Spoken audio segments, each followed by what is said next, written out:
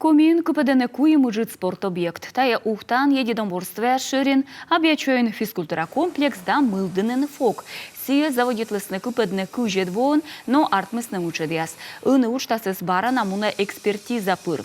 Колостроит несиес тавоща октябрыч. Тайлы швечка длине вишталась физическая культура да спорт министр Наталья Карина.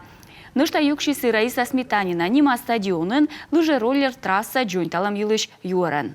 Состоялись у нас с вами конкурсные процедуры, будет подписан контракт и начинается строительство лыжной долгожданной базы по улице Лесопарковой. Срок окончания строительства 31 августа 2024 года.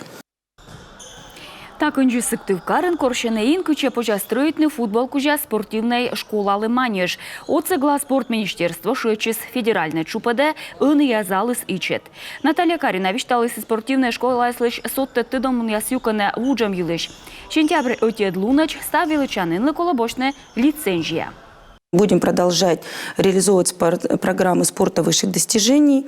Для чего мы переходим? Ну, для того, чтобы все были объекты лицензированы, чтобы были они безопасны для наших с вами детей, чтобы были соблюдены все условия Роспотребнадзора. И наши тренеры опять вернутся в статус тренера-преподавателя.